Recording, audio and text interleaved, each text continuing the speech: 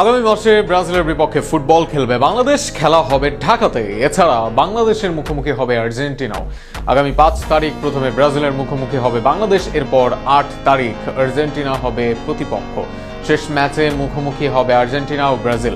রোমাঞ্চকর এই আয়োজন নিয়ে আরো বিস্তারিত থাকছে প্রতিবেদনে। ফুটবল প্রেমীদের জন্য দারুণ এক চমক অপেক্ষা করছে ডিসেম্বরে।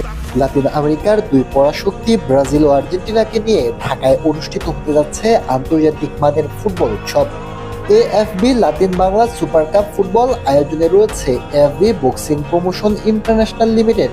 3 জাতের এই প্রতিযোগিতা জমকালো পর্দা উঠবে আগামী 5 ডিসেম্বর ঢাকার জাতীয় স্টেডিয়ামে।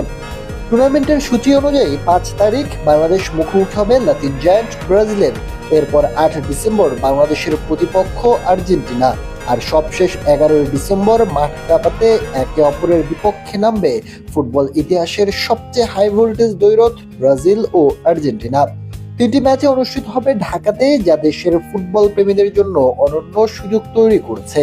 এই প্রতিযোগিতার আরেকটি বিশেষ দিক হলো বাংলাদেশের দল গঠন হবে দেশের সাবেক তারকা ফুটবলারদের নিয়ে। 3 জাতির দলই খেলবে নিজেদের জাতীয় জার্সি পরে। Argentina, Brazil